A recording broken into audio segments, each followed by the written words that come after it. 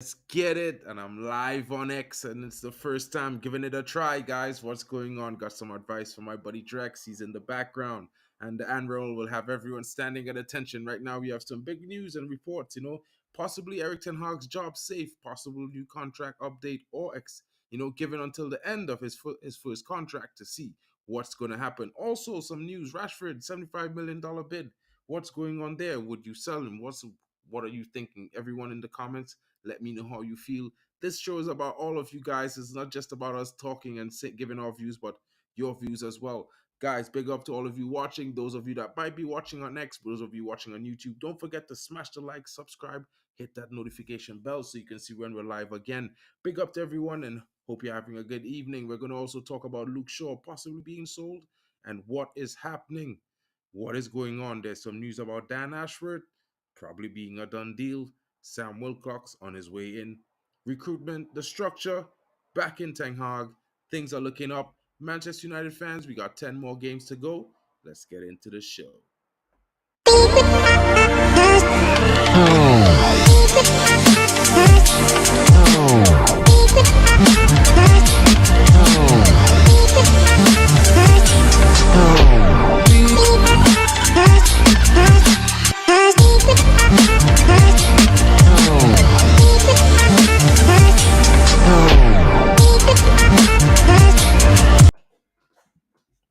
Big up to everybody watching. How are you doing, guys? You know what it is. It's your boy MarkN, MUFC fan, and it's Drex as he's in the building. What's going on, my bro? How are you feeling today? Yo, feeling better, feeling good, like every other good God's given day. I'm glad to be alive, glad to be here, glad to see you, glad to see the people. Yeah, and just being optimistic for the next game to go. Okay, so we have Liverpool and United play Liverpool in the FA Cup. I'm just waiting. Can't wait for that game. Can't wait for that game. All in all, I'm optimistic and I'm good. Well, that's good news, my bro. And you know how it is. I'm like you. I'm one of those positive fans, but I might be a little bit more positive than you are. But you know how I am. I try to keep it real and I try to look at football in a way that it's Mhm. not always linear. It goes up and down, and sometimes you got to ride the waves. And, it's not been a great season, but so far, we're still in with a shout. West Ham won tonight, so that leaves us with a very, very, very good chance that we are going to be getting a fifth spot in the Premier League for Champions League. So, you know what?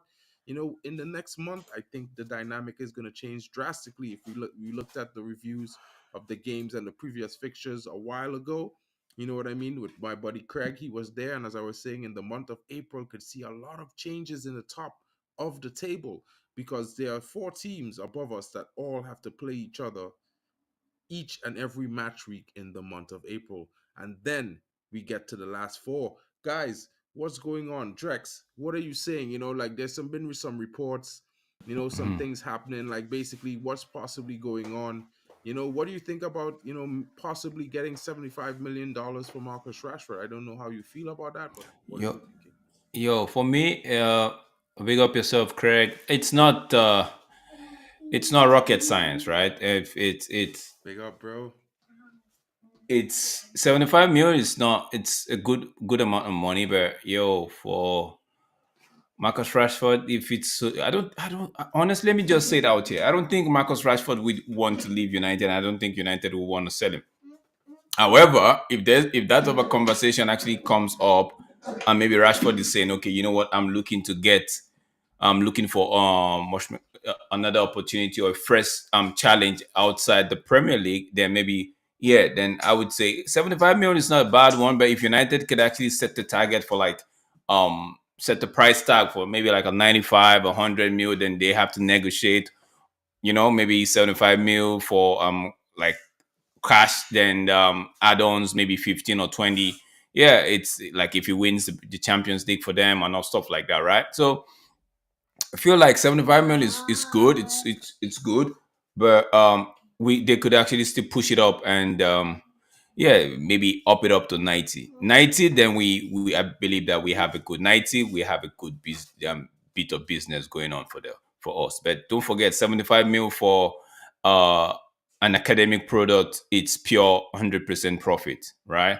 So it's just me thinking, okay, if United really wants to sell and if Rashford is looking to go get a fresh challenge outside the league, then maybe let's all just see if we can push it up a little bit more to get some more of those Benjamins. You know what I mean?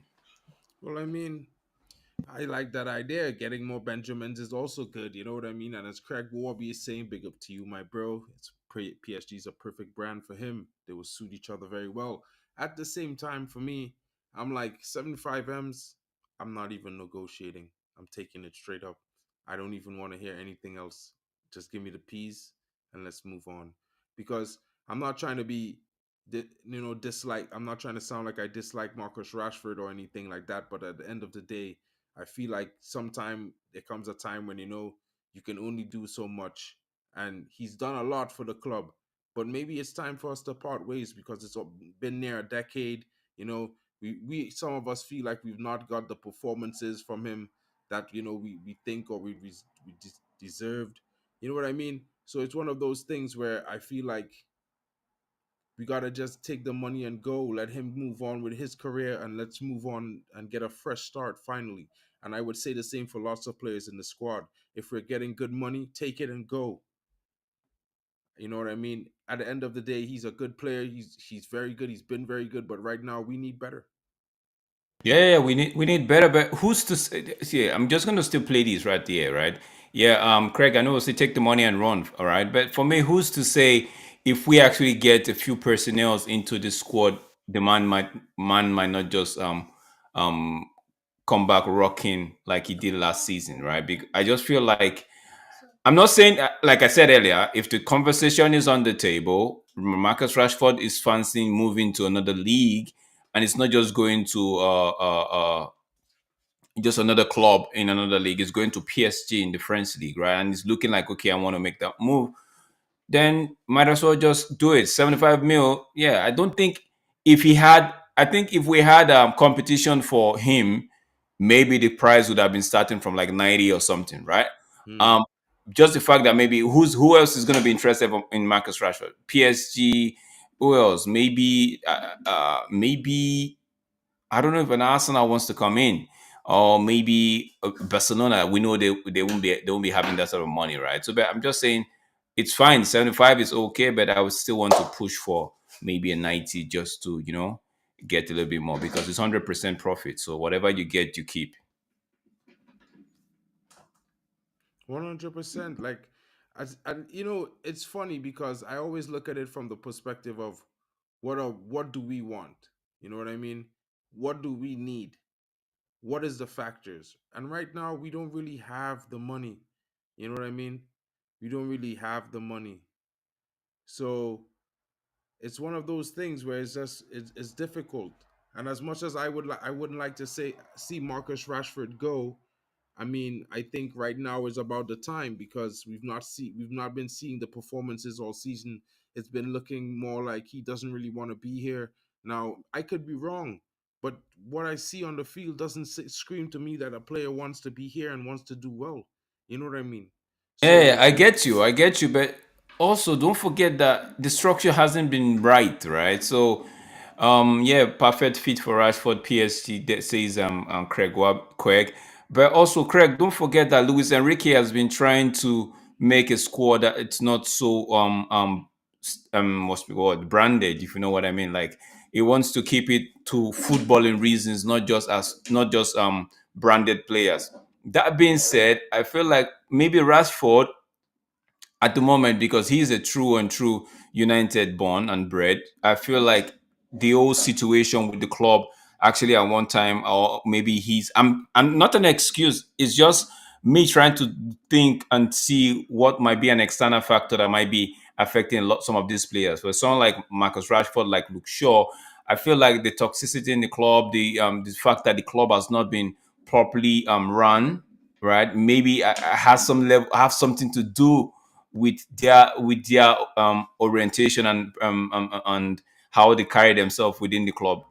But again, it will be a good deal. Let me not overstretch it. It will be a good deal. Yeah, I just feel like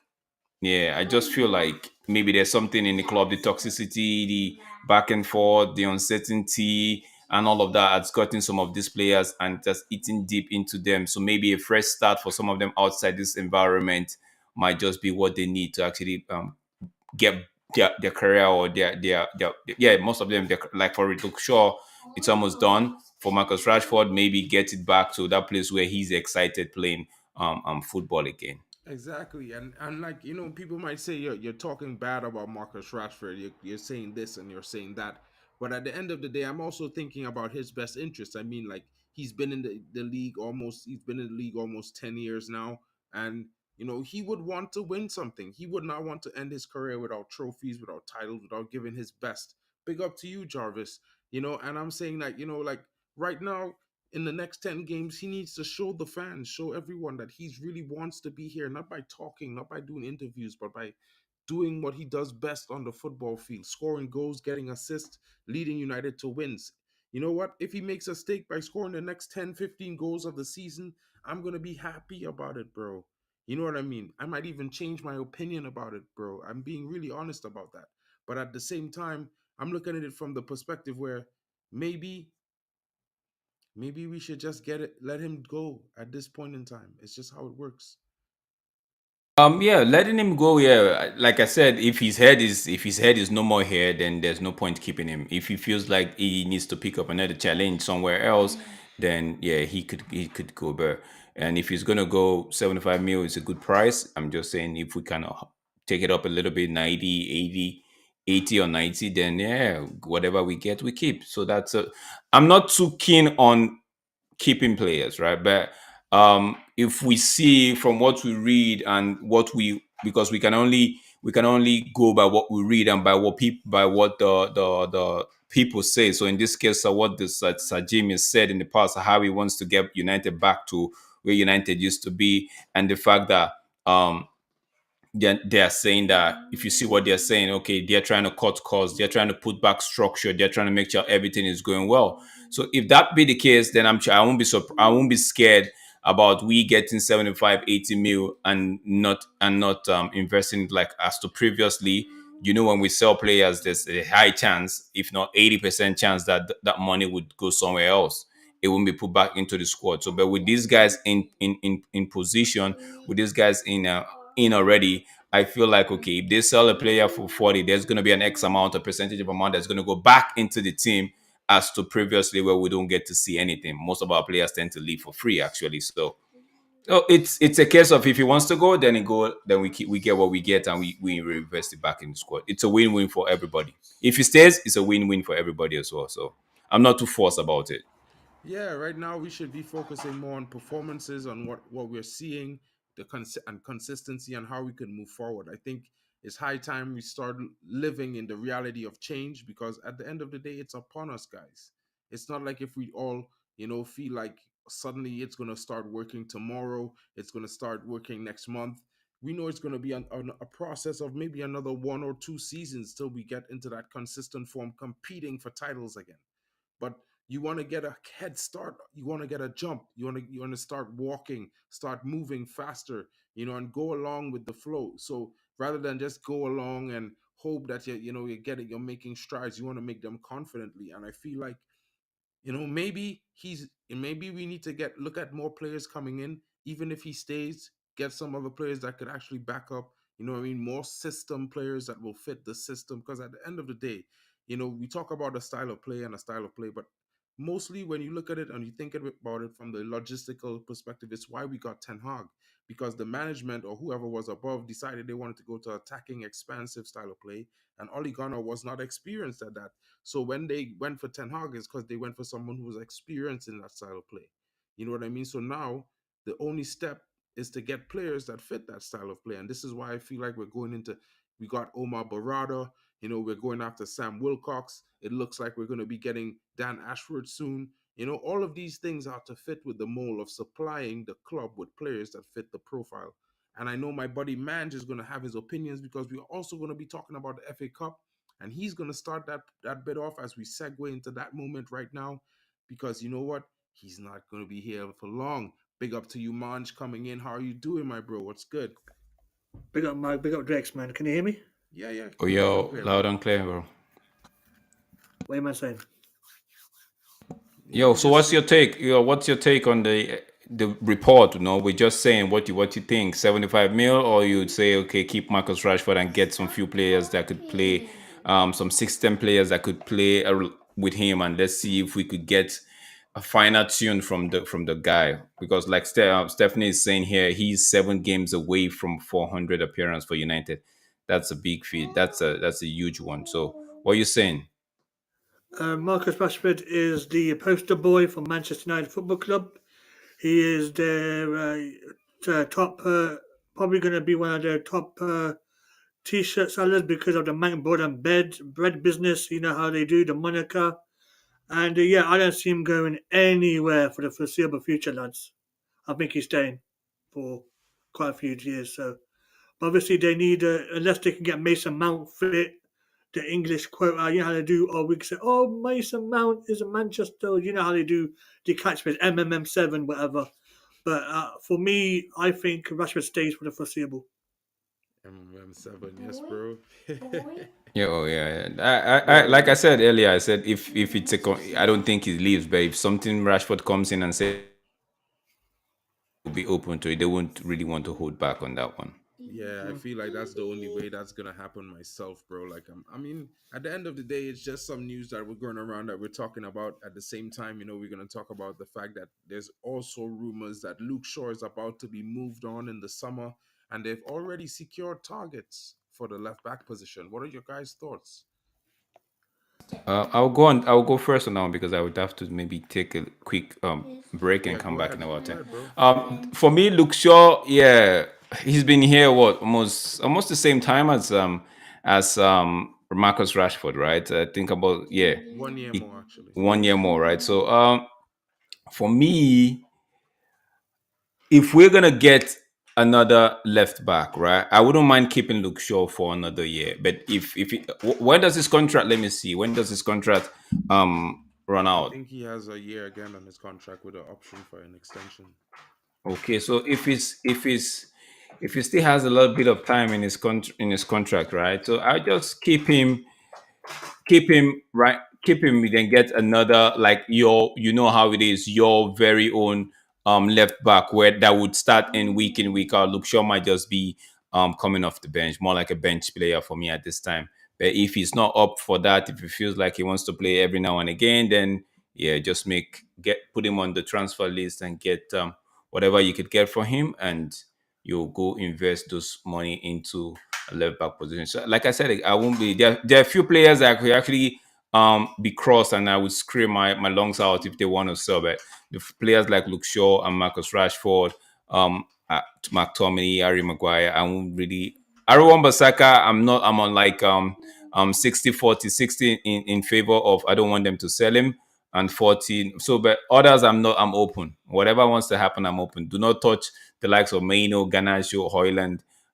Yeah, I can even tell you, for me, for Varane, I still feel like Varane should actually still stay here for another 2 years. But it all depends on what these players want. Do they want to stay as more of a rotational players, or if they see themselves as critical and crucial, then we'd have to have a discussion about it and just move them on. That's my bit. I'll be back in about 10 minutes. No problem, Alright, bro. cool. Manj, what are you saying, my bro? Yo. About Luke Shaw, I think they'll keep him around for the English quota. You know how they do. And whenever he gets returned from injury, they'll say he's like a new signing. And I don't know if you agree, Mark. Why did they get rid of Regulon? And while Luke Shaw was out, so it was one of them ones where I don't know if Ten Hag uh, gave the green light or the board say, "Yo, we gotta make moves, we gotta save a bit of money." But big up to Jarvis in the house, big up to him. And yeah, it's a bit techie, You never know what these men are thinking at United. True, true. But the reports are that even in the press conference Eric Ten Hag gave a few weeks ago, he was saying that the medical staff gave advice as to players being back from injury at a certain date, and that they would be ready, not rushed, but Mm, prepared to, accept the workload, and be fit for the club. And it really wasn't the case. So it's kind of mm, hard to blame Ten Hag solely. I mean, you still have to receive some blame, you know, at the end of the day, he's the manager, but he was advised by the medical staff. So what can you do if you're being advised that these players are going to be back? And then at the same time, if you consider that the club was cost cutting because at some of the things that they needed to get money back, you know what I mean, or they're trying to save on money because realistically, FFP is a big concern for Manchester United at this moment. Yeah.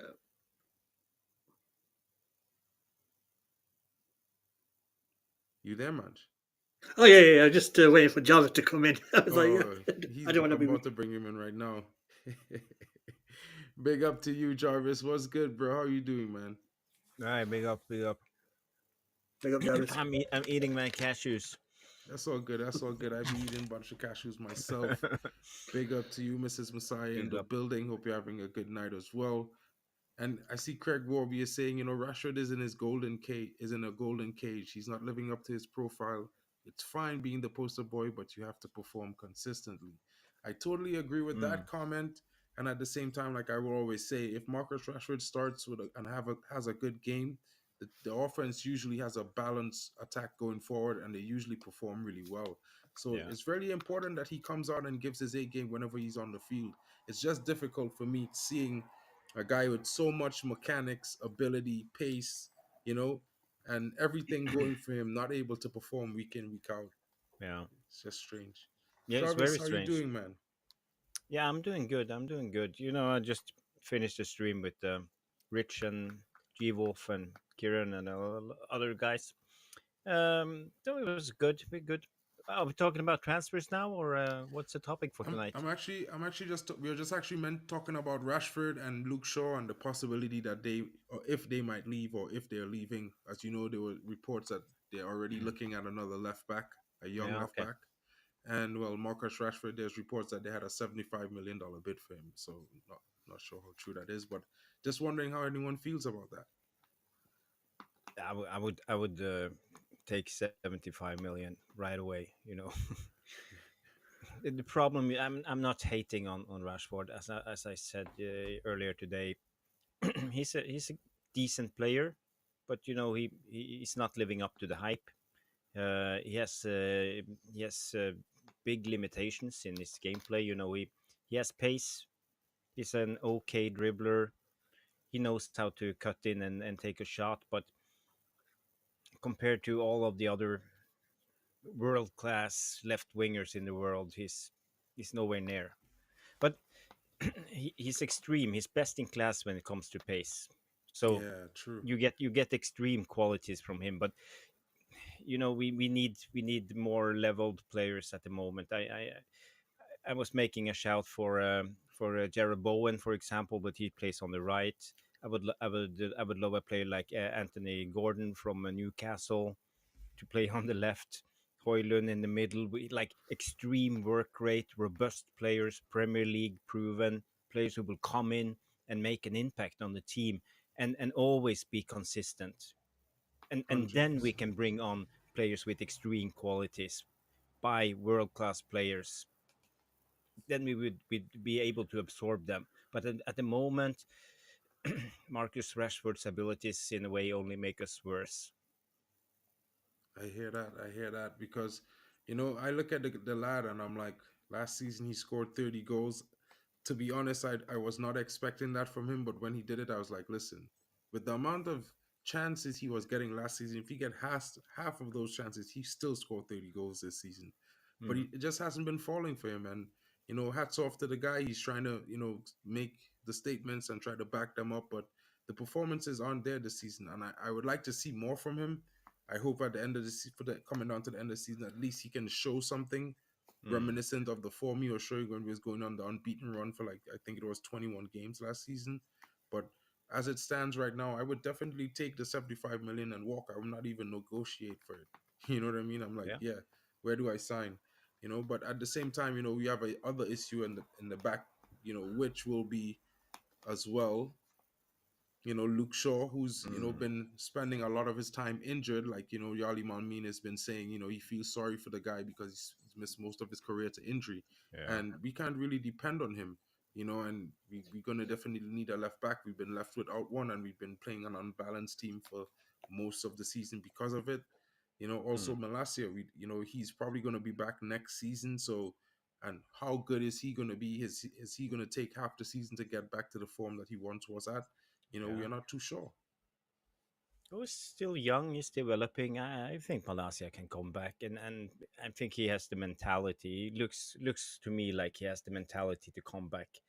He's just putting his head down and work hard. So I believe in Malasia, as long as he can figure out his injury, his Yeah, ACL injury. He has two operations now, and it's not good when you're a young lad. But he will come good. I believe him. yeah. I also I like him a lot. To be fair, I find his performances last season was a lot more than I expected to see. Mm, Coming from the Eredivisie, as everyone says, and I felt like he was good. Even when we played him at right back, he gave a good performance for himself. He gets across, he gets forward really well. He has a good engine on him. I mm, appreciate that from the kid. He works with heart. So and I think he's also talented. I think he's pretty good on the ball from what I've seen, and I would like to see him come back and do well as yeah. well. I'd also like to see us bring back Alvaro Fernandez, but that's another discussion for another stream. You know, we're gonna move on because there's also news about Manchester United might be getting Dan Ashworth at the beginning of this transfer window. What do you think about that, Manj? What are you saying? I'll let the boys talk about this. I'm not really involved. I don't really caught up with the Dan Ashford business. So I don't want to waffle. So I'll let the boys continue with this one. Jarvis. Yeah, I think everything looks good when it comes to Dan Ashford. His track record is great. I think he can do bits with Man United. We saw a little bit of what he's trying to do when he was at Newcastle, and it's down my alley how I would build a club. As I mentioned, bring in robust play. Do you see me behind this Evamox Yeah, I'm gonna logo? fix that now. Actually, hold on 1 second. All There we go. There we go. Now you see Jarvis's big head.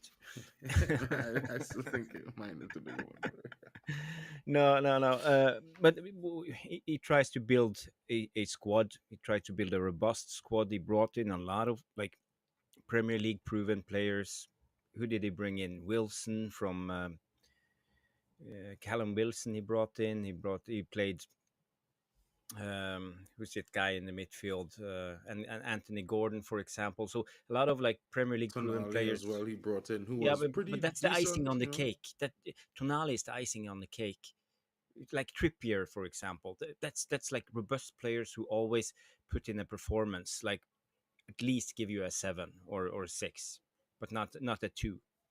So for me, it's what I would like to see. And as I mentioned, maybe he will try something like bring in what's the guy Everton, and not Braithwaite but Brantwaite. Brathwaite. Yeah, and for example Robinson from Fulham, Anthony Gordon, uh, uh, what Jared Bowen, like players like that. I think that will really create a great foundation for the rest of the team, and then we could bring in big name players. So for me, that will be a dream, and I think Dan Ashford is that type of DOF, or what's his official title? Will he be director of football? Yeah, I believe that that's the role that he's going to be having. Director of football, and the other guy, Sam Wilcox, should be the recruitment manager, recruitment officer. Mm, mm. 1 second, I'll be right back. Yep. One, two. No, he's not back. Hey, we have Drex in the house. Oh, you're on mute.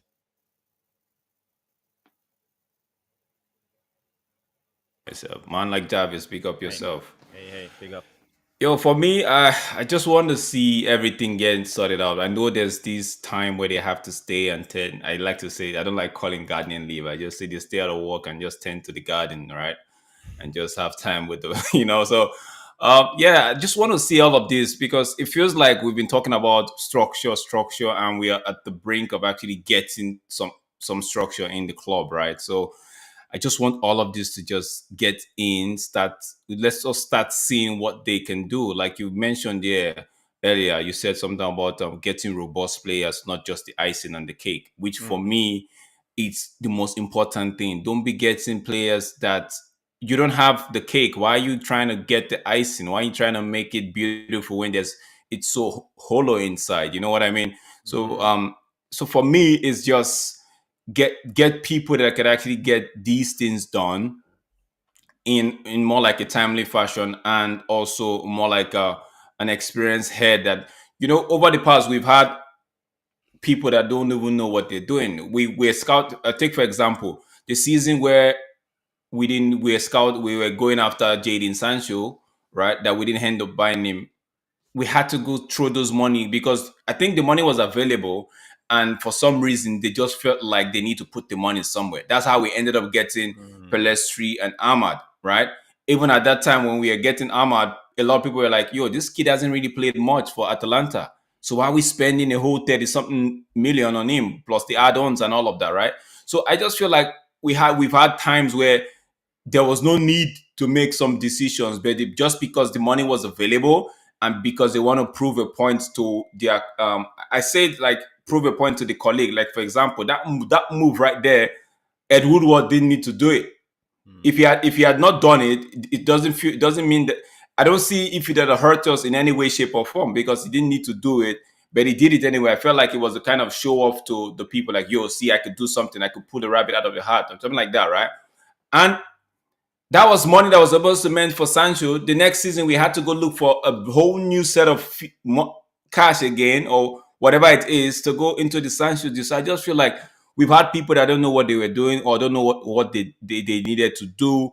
They were just going after shiny new toy as to actually create a squad.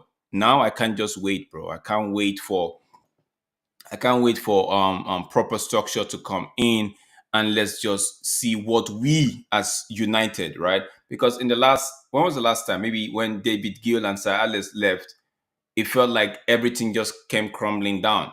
But most fans today wouldn't see it as that. They would just see it as, okay, United have spent a billion, But for those that have actually followed through, you could actually tell. You could tell that this thing has been coming. Whatever we're experiencing now, January we couldn't pick up anybody for loan, right? It's not because of last season. This has been happening. Whatever you're seeing now has been happening way over 10 years ago. So this is just the effect of what has been happening in the past. So I honestly can't wait if the new structure comes in and say, okay, we want to sell XYZ, and it's the fans' favorite, bro, my hands in the air, do whatever you want to do, as long as we know that these guys are football inclined, not just bankers. For the bankers, they did something. The likes of Ed Woodward and George and all of, they did something. They still maintained the fact that United was a commercial club. There was always that they were always attractive commercially, right? So for that aspect, they put their experience to work and they did something positively. But the most important part of a football club is what happens in the pitch and what happens within the playing squad. That they neglected, in my opinion. So to think that we're going to get people that would actually put that at the forefront and leave the commercial to the people that actually go to under that, it's just exciting for me to see. I can't just wait to hear that deal has been agreed. Then Ashworth, it's no more tending to the gardens. It's actually going to be in the office. Yeah, I can't just wait for that. Can't just wait. Yeah, well said. Well said. But I agree with most of the points you were making, and if we can get Dan Ashworth in, I think he can do a lot of things with money, because he couldn't spend at Newcastle. That was his biggest hindering. He could build the foundation, but he couldn't bring in icing on the cake, and that was his biggest problems. I think he have a lot more in his locker. No, but Mark, you how do you feel about Dan Ashford? I have a feeling that you are not super positive. No, before Mark takes on, but I want to ask Jarvis, do you think? But it's said that Newcastle they're rich. They're one of the richest club, if not the richest club in the league. So why do you think there was no money out there for Dan to actually do what he needed to do? Yeah, because the revenue, you can't spend Oh more yeah, okay, more okay, of the yeah, that's revenue. true, So that's true, that's true. it's My bad, FFP my will bad. Yeah, flow. yeah, So that yeah, was yeah, yeah, hindering yeah, yeah, hindering yeah, yeah, Newcastle yeah, yeah, yeah. massively. I was not thinking properly, right? Yeah. There you go. Jarvis said it. You know what I mean? Like, okay, I'm not fully sold on Dan Ashford, and I'm only saying this because from what I've heard of him, he shops mostly internally, mainly the UK and maybe one or two other the Hmm. European countries outside. You know what I mean? He's not one of those ones that has the widest network internationally. And for me, the Manchester United brand has always been international. Like I can say from being from a little tiny island, I have a player who played from Trinidad and Tobago who played for Manchester United, and that for me is huge. And I'm Mm. pretty sure fans in South Korea felt the same way. Fans in Asia felt the same way. You know what I mean? Fans in Africa will feel the same way. So I feel like maybe, and my hope is that maybe he will open up to a wider network. But for now, I'm like just looking at it like, I would have rather Paul Mitchell because I felt like it would have cost us less, and he has a more extensive, reputation when it concern of international scouting and Mm. and signings and acquisitions from all over, even the CONCACAF Federation. So just one of my tweaks about Ashford. But not that I dislike the guy. I think he's done a great job. I just think that one or two things might be a little bit iffy. Mm. That's it. Yeah, I agree when it comes to signing British players and but maybe this is where Jean-Claude Blanche and Omar Barada comes in, for example, with the scouting network, and they know players from France with the Nice, and Omar Barada with all his Spanish connections. Maybe we will see we will pick up a lot of players from France and players from Spain too. Not only, but as I was mentioning before, but we need a base of like Premier League proven players who perform consistent, and then we can add on with. But therein why I agree that he should, if he comes in, let's see what he can do, because one, we do need to rebuild our English quota, in my Mm, opinion, and not just add to it. I think we need to rebuild it. Get move on some and bring in some new ones. And yeah, I think Dan Ashford has proven that he could bring in players who are not only physical, but they got a high energy and they have mm, a very good elite ability. I can't really say world class just yet, but Bruno Maguire comes to mind as one of those players that yeah. is definitely of the caliber that he could push on to be one of the best in the world eventually. Another player would that I had always liked from watching Sweden play is young Isak. I think he was Mm, always good ever since he had the long hair, but even better now when he cut it off. So who would have known? Also, I think I'm not too much of a fan of Dan Burn, but Fabian Shaw. Fabian Shaw, yeah. I kind of like that dude. I think he's good, and I also like the young defender that they brought in. I can't remember his name. Livermento. Livermento. So Dan Mm, Ashford has proven to bring in some players who are not only quality, but they got the high energy and physicality needed for the Premier League. So those mm, things in mind, it's definitely better than what we have right now. So it's something to look forward to at the end of the day. mm, Yeah, Botman is pretty decent too, KennyFANtv. My take is this, right? You know how they say they're gonna sit with the manager and talk, and whoever the manager is, right? They're gonna sit with the manager and say, okay, what style of football are we going to play? Decide the style of football, right? This is so when I read that, I'm like, this is perfect because you talk to the manager talk to you guys and say, okay, we all agree and say, okay, if we're gonna be playing a heavy metal football, let's say for example, let me just make it easy. The manager says, or the manager says, with what I have, I think we should play a counter-attacking football. And the structure in lights of the trawler group and say, no, we don't want to play a counter-attacking kind of football with what you have. I know with what you have is counter-attacking, but this is what we want. We want possession based, heavy, like with mm, the high energy and all of that, right? Then yeah. the manager is nodding and saying, like, okay, yes, I could give you that, but I was only talking from what I have. Now, this just no, that way they can actually say, okay, we're gonna give you, we want this type of play, a heavy metal or possession base, right? you're saying you could give it to us, right? Beautiful. Now they would get the players that would actually fit in to whatever the trawler group have actually decided with the manager, the style of football they want to play. So when we're saying these are hazard, we won't be seeing this haphazard thing that we see on with players. We buying a counter-attacking footballer, then the next thing we're buying a what should I call it?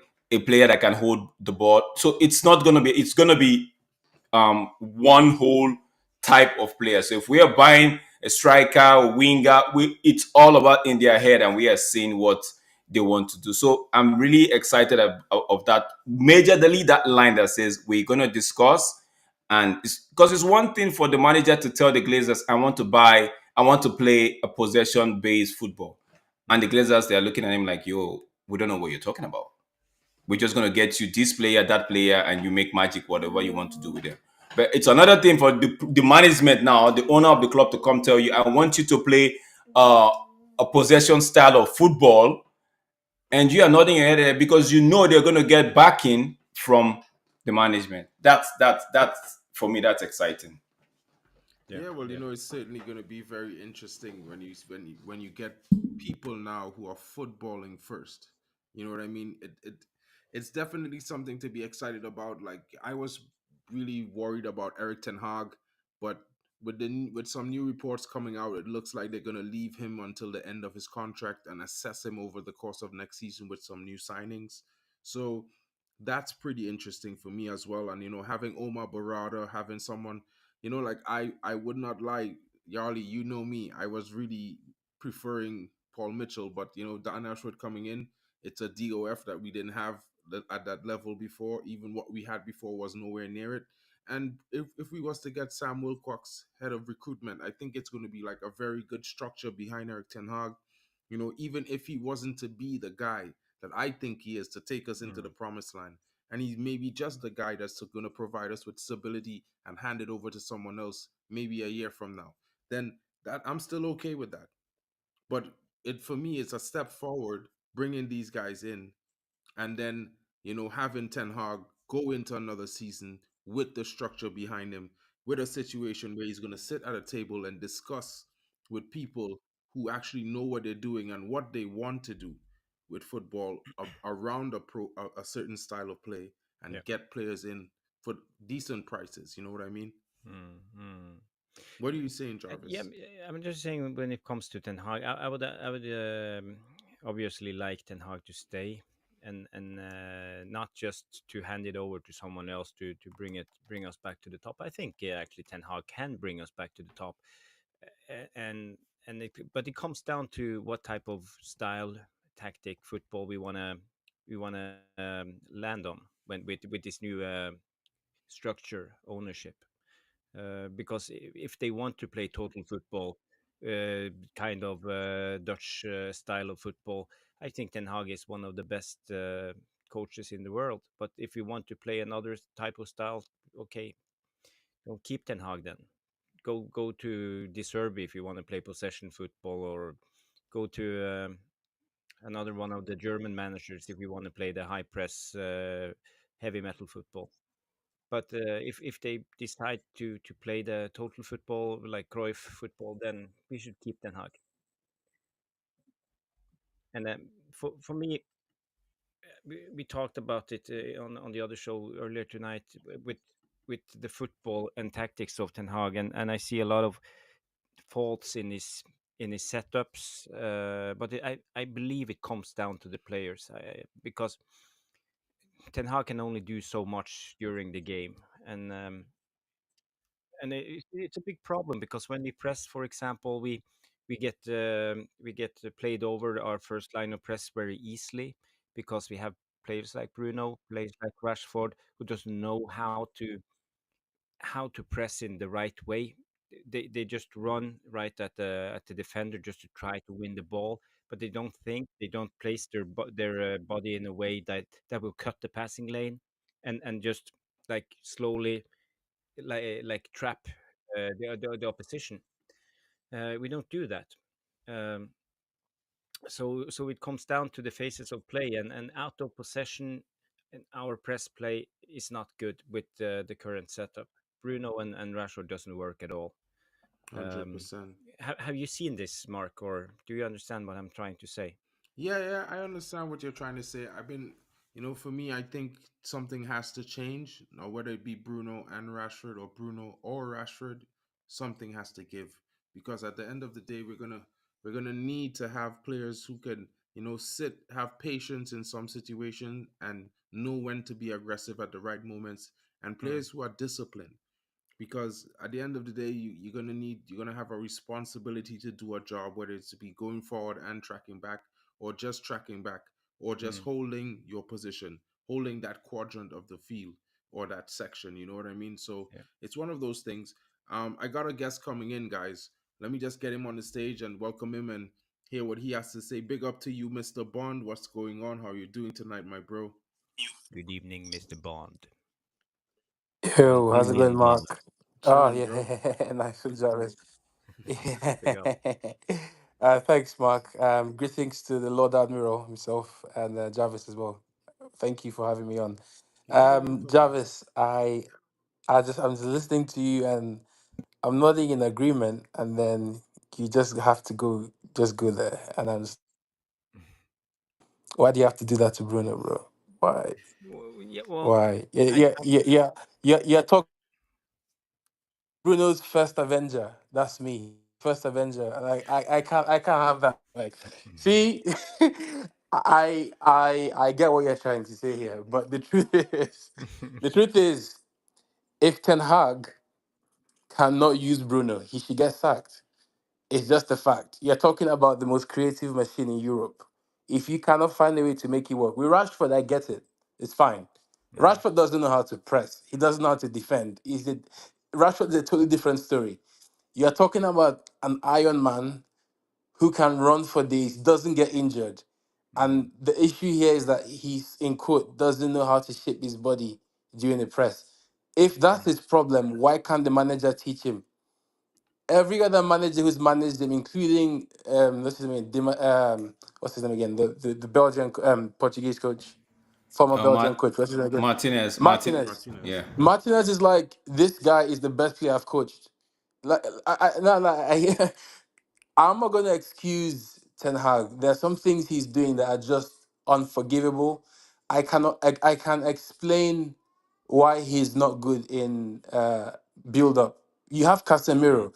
Look, on KG's stream about 2 years ago, I mentioned it back then that Casemiro is not a good player on the ball. It's taken a while, but it showed up. I can forgive him for that. I can forgive him for not having Martinez. That's fine.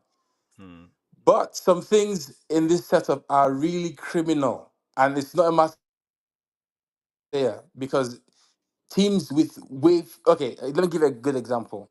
When you look at a team like Wolves, right? When they had what's his name again? I'm forgetting names today. The Portuguese guy, The one who scored uh tonight, Fulham. Neto.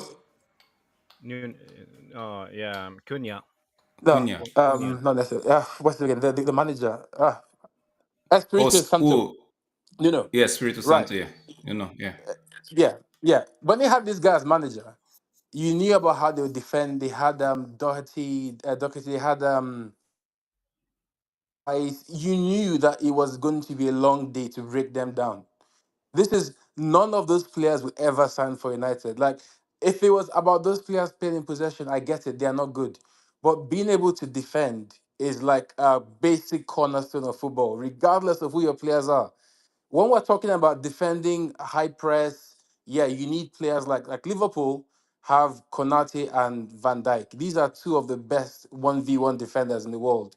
You can play high line. I get that.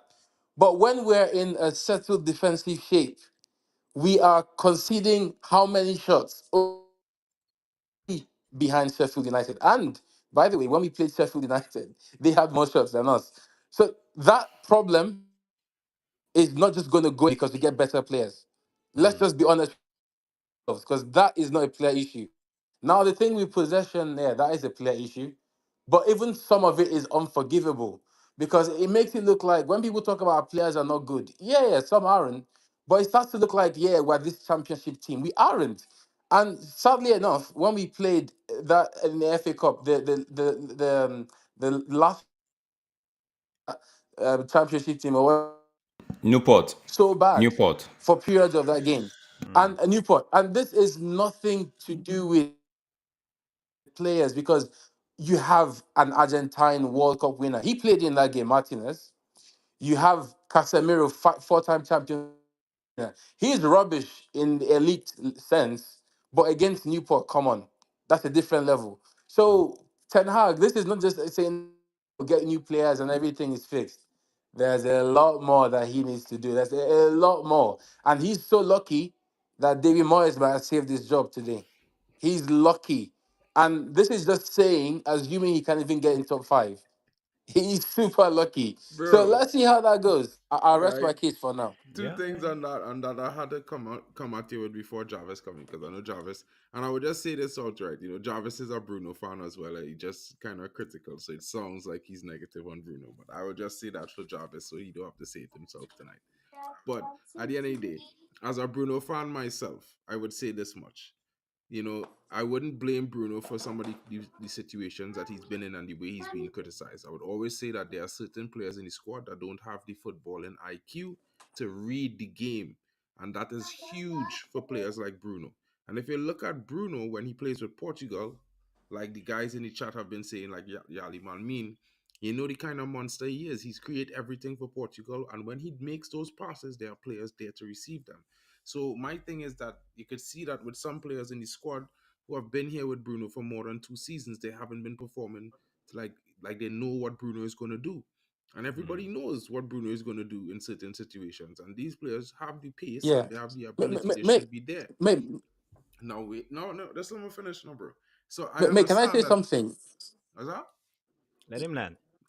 I was saying, you know, like Ten Hag, you know, Yeah, yeah, I don't agree with somebody's setup that he has, right? But what I would say is this: just as much as we could say that, you know, maybe it's partly on the players and maybe it's partly on him. What if we actually had the right players in those positions? Like, let me say a proper left winger, you know, let me just say a fitter, younger version of Casemiro. Just now wait, you know, a fitter, younger version of Casemiro, you know, and let me say like we had a Martinez next to a Todibo or something, right? And let me say on the left back we have like the Robinson playing left back, right? Mm. I feel that we will stifle teams more. We will be more compact in defense. I feel like a lot of the balls that we are giving away in midfield, a lot of the chances that we're missing and chances that we're not creating because of bad decisions going forward will be corrected. And so, in doing so, it would lead to the opposition creating less chances against us and having less opportunities to take shots. Because if your offense is working, theoretically speaking, if the Man United offense was creating as much chances as they should do, right? Because it have some games where if Rashford was to pass the ball, he would definitely move forward faster, and you know what will happen? We would be creating a chance because he would be crossing the ball in. But in my opinion, this season has been looking more like he's been trying to score the goal himself rather than to get the other players involved in attack. So it was taken away from chances we could possibly create. And then when he lose the ball, no tracking back. So as a player down, the team on the counter attack, we in a position where we have to be recovering. And if you're recovering from a counter attack with a fast counter attack, chances are you're gonna end up 1v1, 2, 3v2, 4 players to 3 defenders, something like that. And Mm. it will always be a situation where you're recovering, so it always could end up looking bad. It could always end up conceding. And these things are always interlinked, whether or not you want to acknowledge the factor or not. Like I feel like just as much as if you look at Man City, when Man City have the ball and they create a chance on the left, if they get the ball back, they might send it across to the right. They'll move it around, create a next chance. You don't never really see one player just constantly going and doing the same thing over and over and losing the ball, as you see with some players at Manchester United. So this is what I was saying, like players who will take the time. You could go at it, but if you lose it 2 times, now is the time to pass the ball. So it's a give and take for me. Of course, Ten Hag have to hold some blame, but the players that for me have to execute. And at the end of the day, that is more important because when you get on the field, it's 80% the players and 20% the coach. Yeah. Yeah, but Mark, you just said something. You said the players have to execute. The question is, execute what? That's the question. See, the thing about Ten Hag is, I love the man. I really wanted him to come. So, but I'm just going to be real here. What he's playing bipolar football. So what is Bruno's worst trait? Bruno's worst trait, if you ask me, apart from like the petulance, is probably what we would call spamming, right? That's probably his worst trait. Undisciplined. Ten Hag encourages that worst trait because all Ten Hag does is look, Bruno, when you get the ball, go Rashford. That is a managerial decision. That is what we do in every game. This man asks players to play that way. Then after the game, he comes and says, I want more control. That is bipolar right there. Okay, sorry. I'm sorry to anyone who might be bipolar. I didn't mean it that way. You get what I'm saying? That And we doesn't know make what any you mean. sense. We know what you're How do trying you to want say. us to play control football, but you want basketball style football? When you play that way, you're only going to guarantee end to end football. And the worst part about end-to-end football is that we don't have athletes in our team. So we end up struggling the most when we play end-to-end football.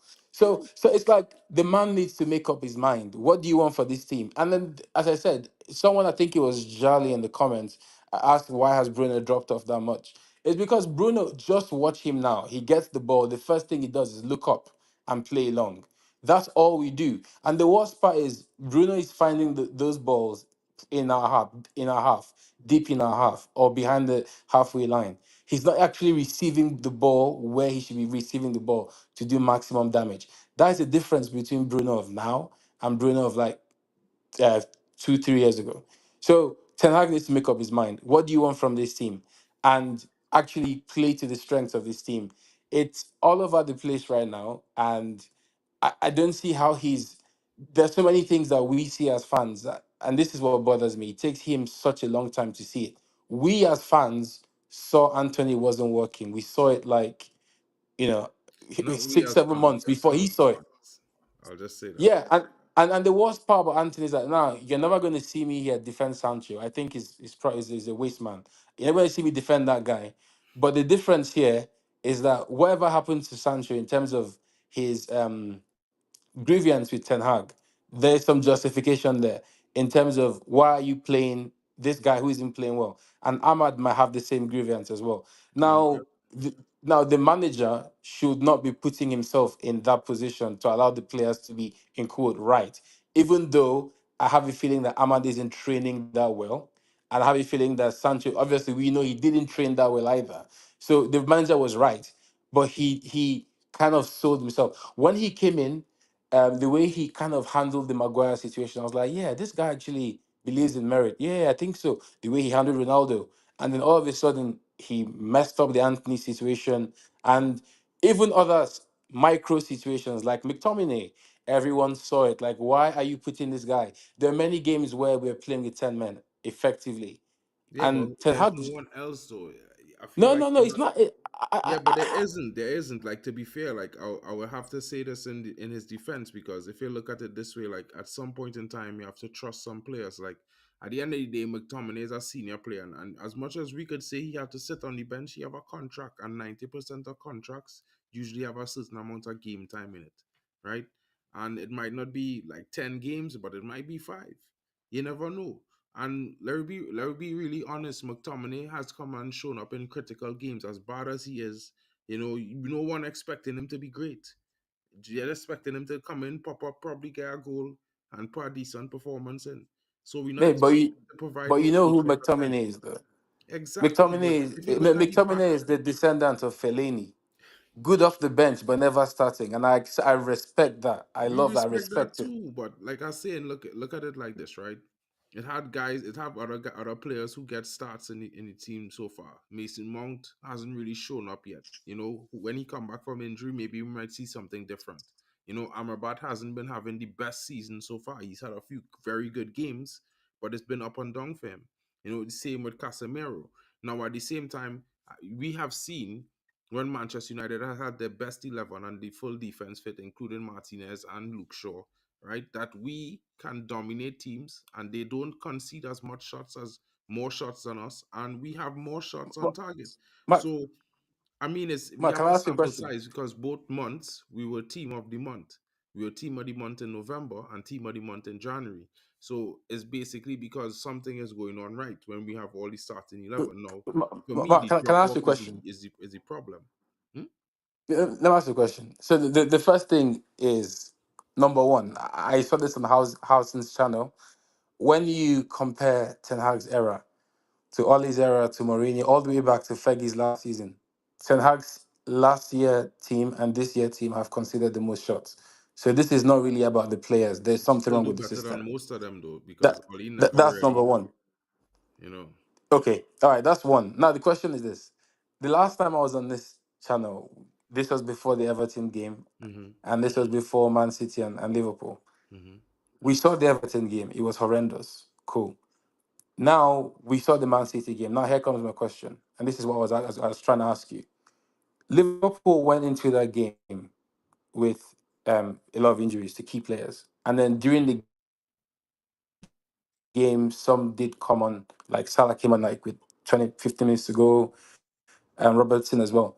But they had a guy who many people have never heard of play alongside Van Dijk in that game.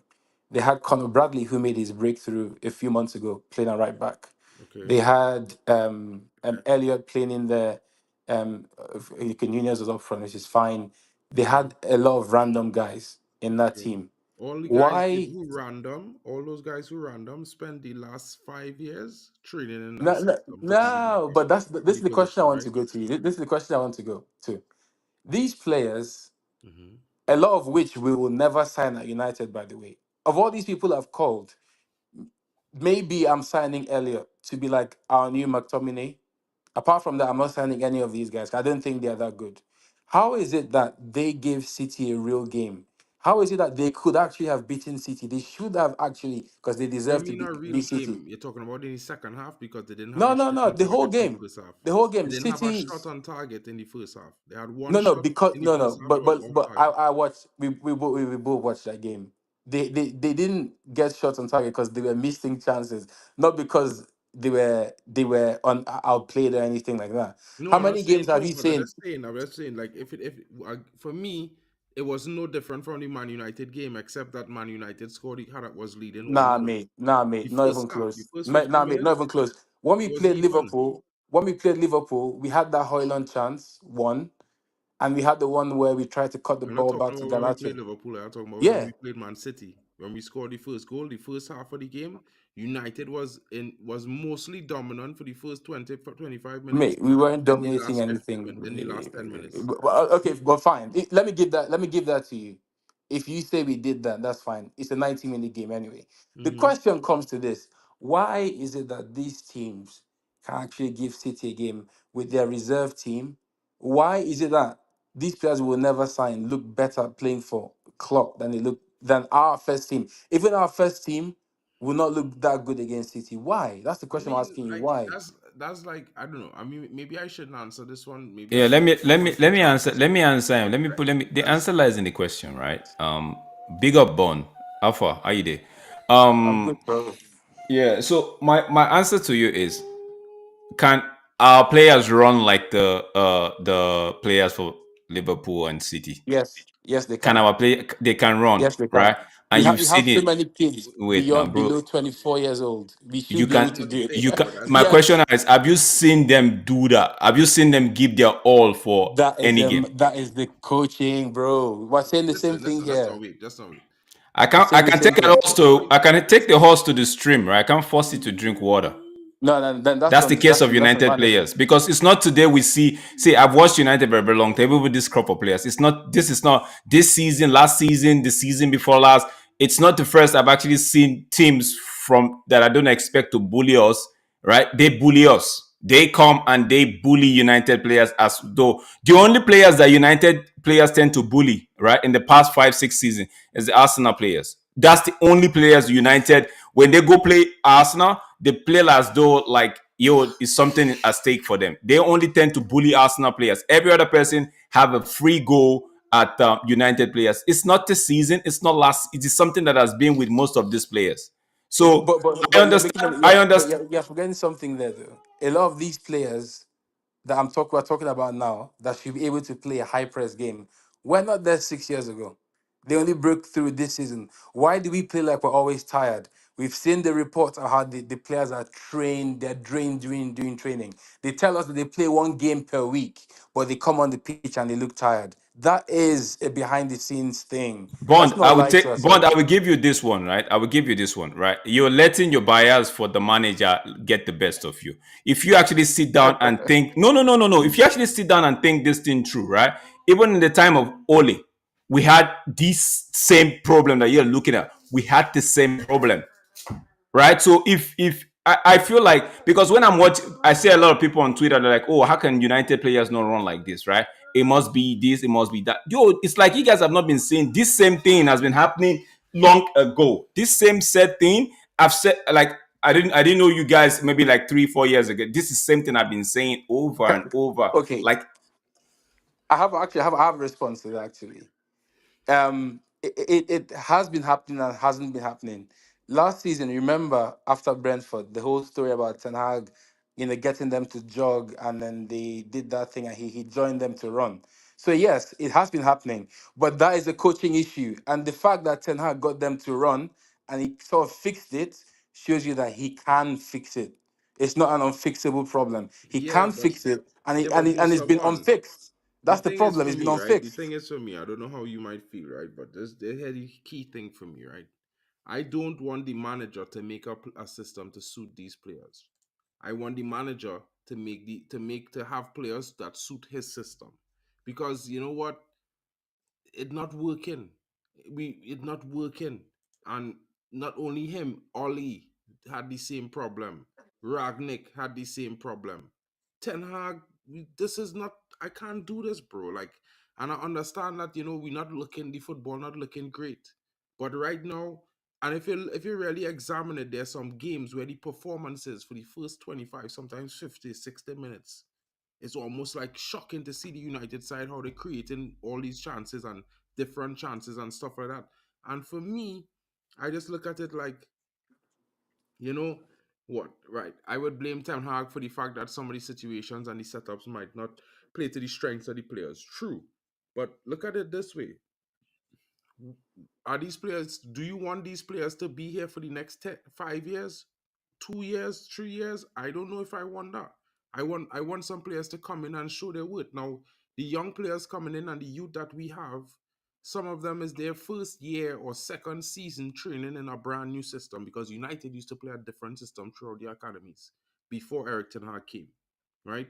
Even though Ole Gunnar was trying to shift that expansive attacking style, the academies were not doing that, right? So first of all, I don't expect our players to come into the squad and offer the same thing as the average Liverpool academy player or Man City, because they have coaches who've been there near a decade. So that system has been ingrained for like years.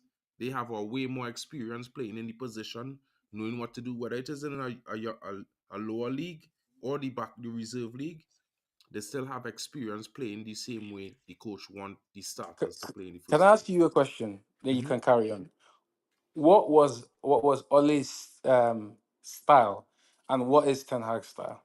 Well, people draw a close resemblance to the fact that the counter attack or Ten Hag is look similar to Oli, but I would still say even when we play in games where we do counter attack in games, you're still going to see at least three different patterns of play that show up at least four times each during the game when United build up certain attacks, Okay, right? what are the And patterns? Tell me I one. never saw that under Oli. Under Oli was like free roll, good No, vibes. I mean I Ten never Hag. had a Tell me, pattern. tell me the pattern under Ten Hag.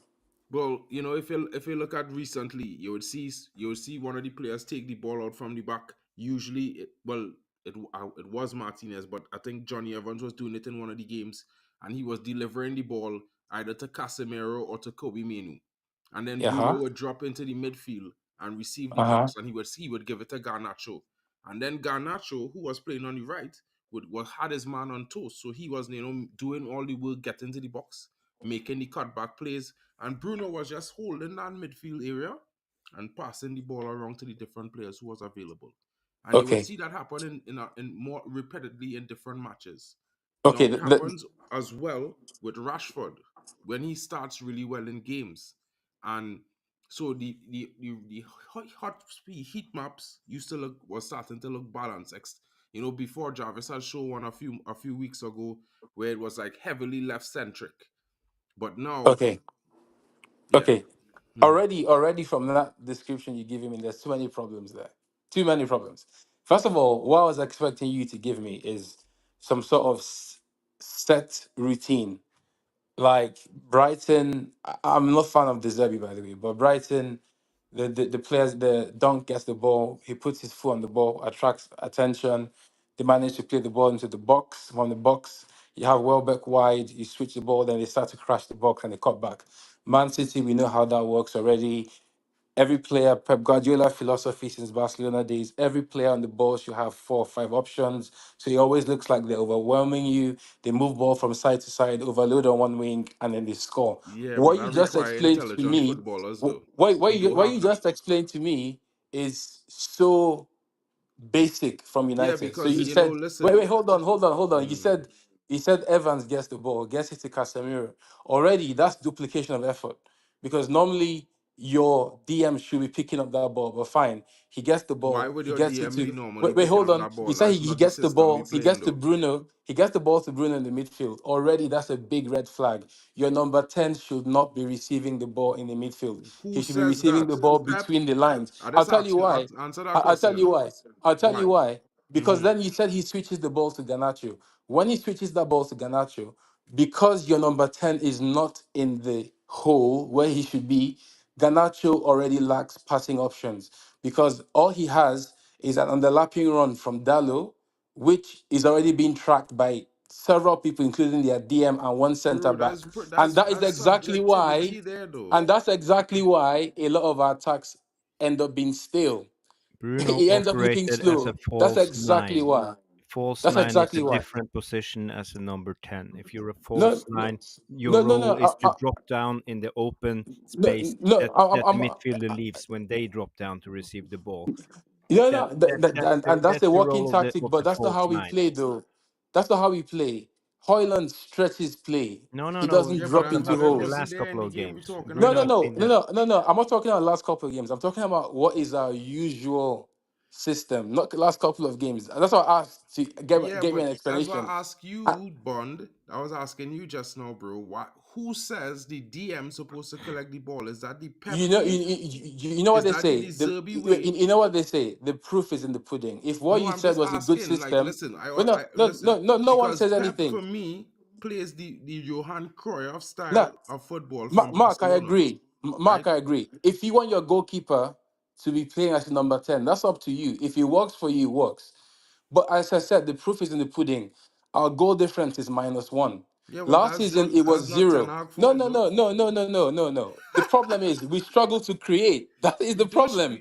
Listen. And from the system you just described, it No, but explains listen, perfectly. listen. I And described it really also, simple in hold on, layman's terms. Is how hold I on. was Another describing reason why I asked you to start the with Oli passage of play, first. right? I Why wasn't I asked you to start describing with it Oli with the first. techie terms that and because The I reason just why I asked given you to my start with Oli layman's first. terms, right?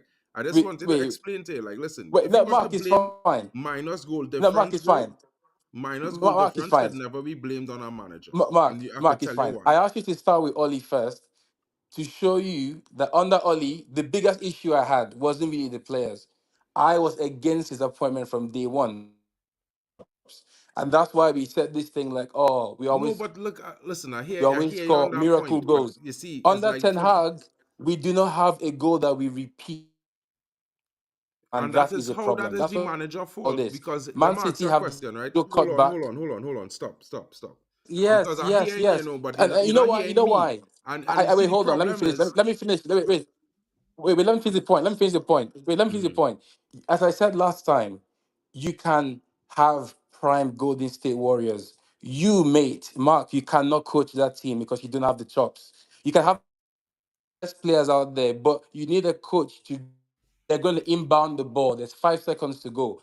Draymond Green, you go stay in the paint, push it out here, push out, then everyone the screen and get the shot off for Curry. That is a play. That's a set Okay, play. that's a You play. watch the But hear Super this, Bowl, right? Kansas City Who Chiefs. executing the You play? need The someone to coach or the draw plays. players? This is where elite football is today. Okay, Wait. but Let me listen, finish. listen, you're Let not me. Let me. hearing me. This is what elite football is today. What you're advocating is when we get better in the field, they will decide what to No, do. that's not what I Elite football advocating, is the bro. coach What I am deciding telling like you is that this, 80% right? of the stuff. A player with more footballing IQ will make a better decision, therefore impacting the game in a much larger way, right?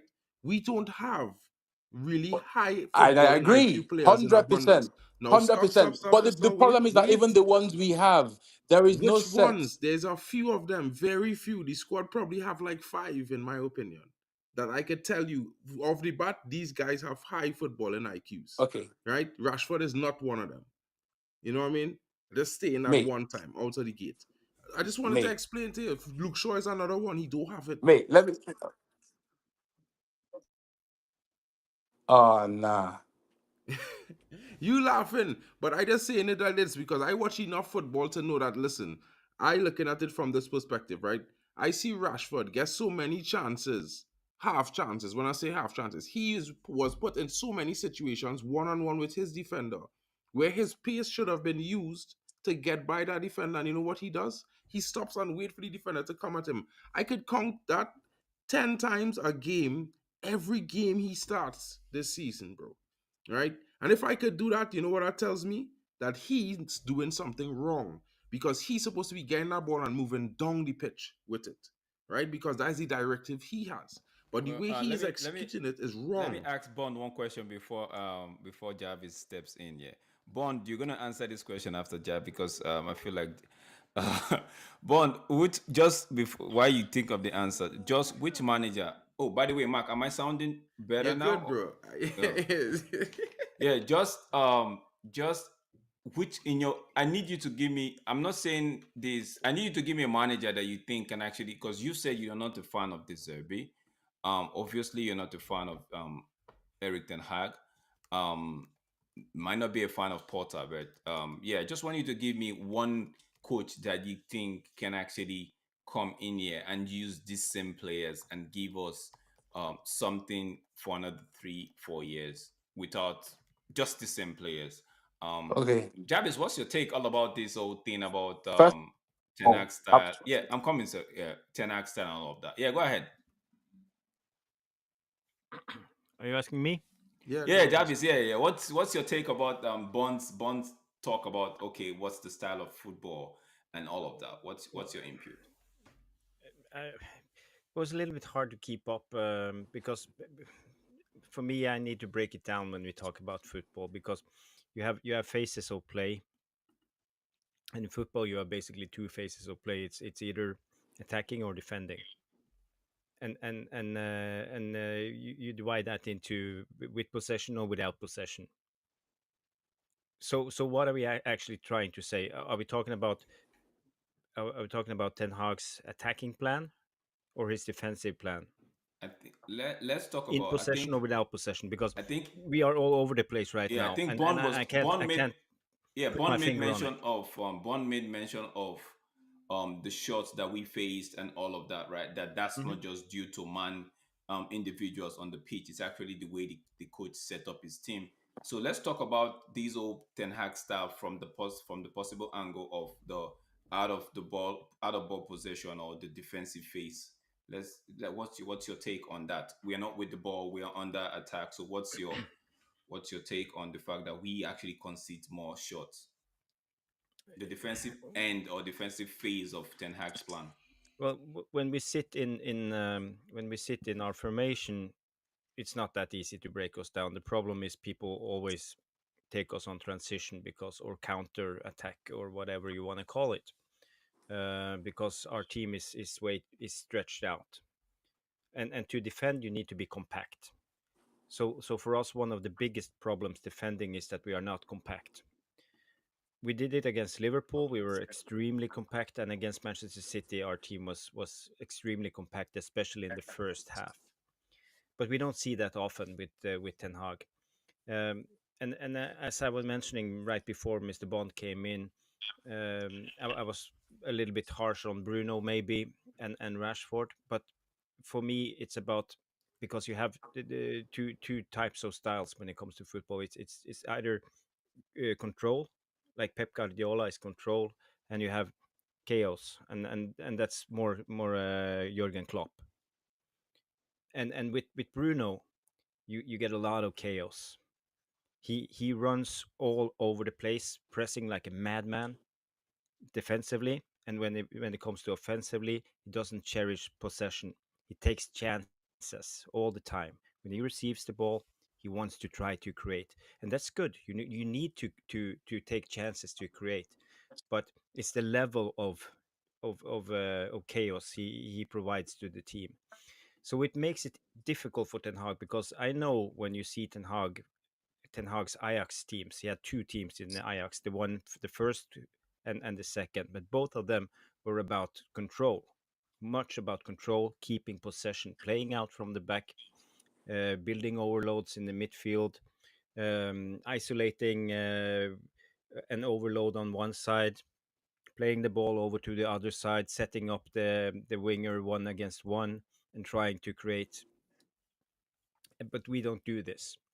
And this is I meant when I said Bruno is not the right player for the type of style we want to play, and he's too influential in this team, and he creates a lot of chaos, and we shouldn't. And Ten Hag shouldn't actually put up with it. He should said to Bruno, okay, if you don't want to play more controlled, I can't keep you in the team. Sorry, but I see improvement from Bruno in the last month. I think he's been doing better. He's more controlled.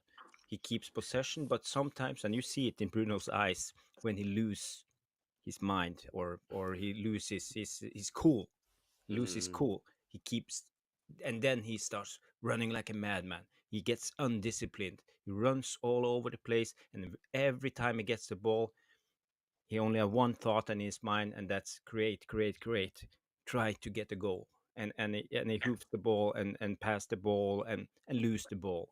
So it's a big problem with me. And but I love Bruno as a player, as a creator. He's a fantastic football player, never injured. He has set pieces that's fantastic. He has a good work rate and all of that. But for me, I don't think you can put a huge amount of Bruno's chaos into Ten Hag's control. So it's a mismatch. That's why I always say Bruno is no good for Ten Hag. But people think I have an agenda against Bruno. No, I'm not. I have an agenda against chaos in a team who wants to keep control. Fox. So if you understand, Mr. Bond, what I'm saying about All right. Bruno. Just to respond, first of all, apologies to Jarvis. This is the first time you've seen me. This is so high talk, so apologies. I saw Yeah, you were no taken problem. aback, so No problem. No, apologies. no, I'm not And taking any apologies to offense. the viewers as well, because I know I've been, because of ranting, so apologies to Drex and Mark as well. Okay, All I'll good, try bro. to All be, good, bro. I'll Cause you try know to be cool. Bond, we okay. we Just always I know rant, I know bro. you. I just want to bring because I Okay, know you're talking about the defensive, and I okay. wanted to just bring Jarvis' intake into No, it. no, it's all good. Now I need to actually address what Jarvis just said, because Mm, it's again, it's contradictory. You're saying that okay. Ten Hag wants control football. He doesn't want control football. If he did, he wouldn't be playing Scott McTominay. That's just what he is. And number two, most importantly, you need to accept that what he's doing, this transition football, is a tactic. He is the one asking. Okay, you know what?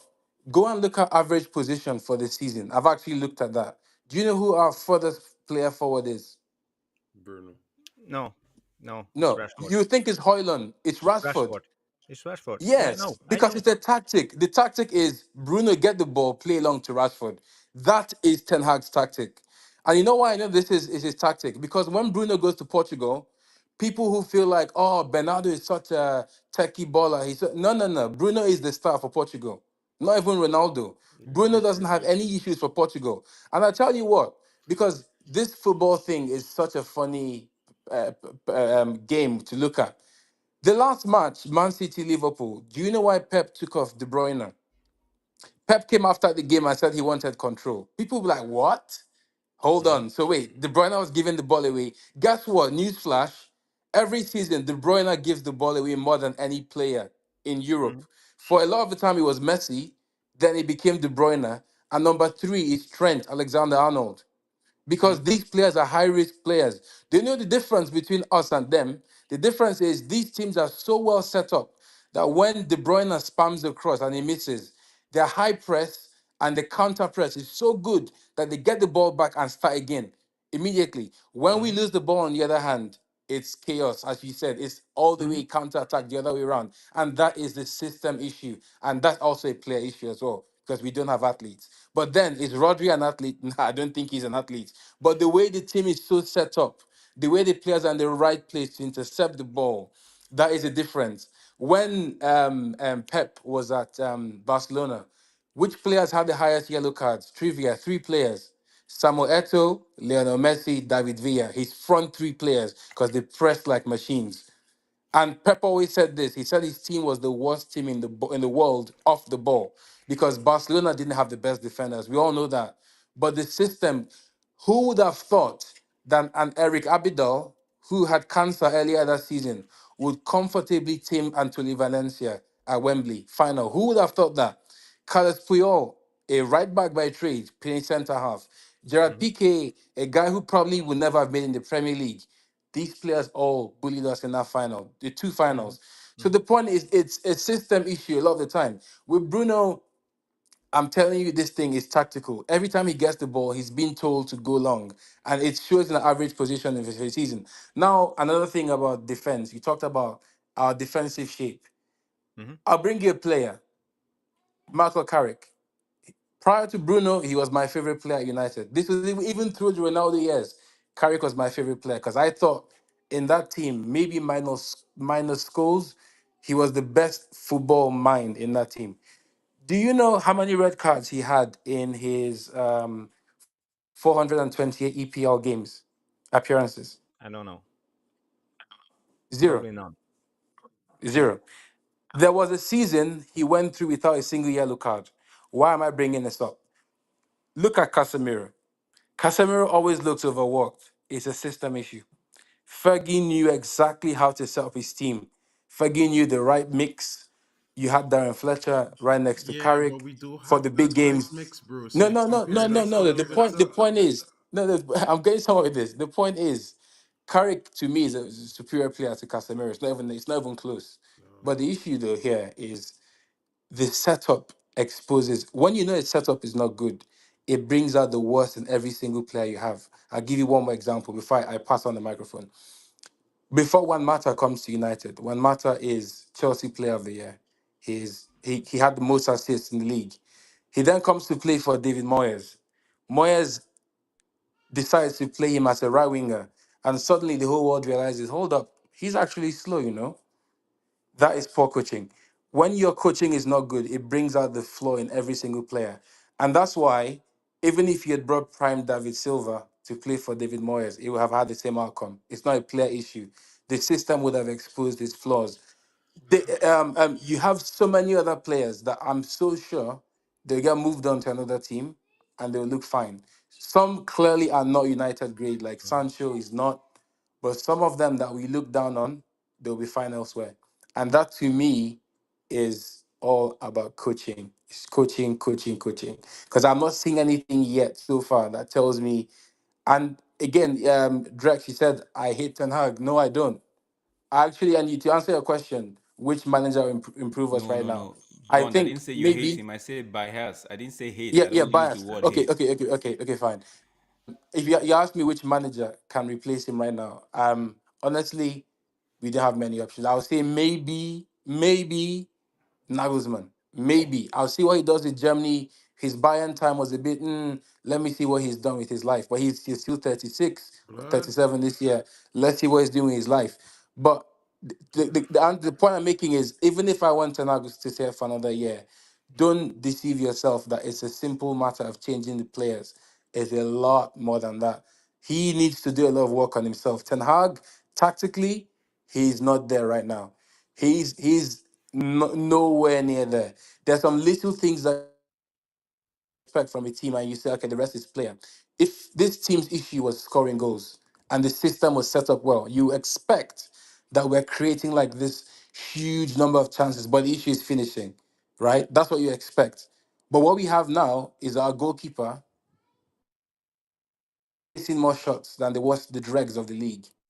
That is a huge problem, regardless. That's all. Yeah. Bond, before you go, I think Omar would come in soon. So now No, I'm looking not at going. this I'm team, here. right? I'm here. Okay. Looking at this team, right? So right now, right? What do you think if you have the ears of Eric Ten Hag now and you're saying, okay, boss, what are the things that you would say to him, right? To actually make him tweak and fix? All right. Don't pretend to be have my coaching badges. I have none. I'm No, just no, a no, no, nice no. Just armchair pundit. just But what I'll be saying is, hypothetically. first of all, whatever you're doing in training is not working. Number one, we have a record number of injuries in the team.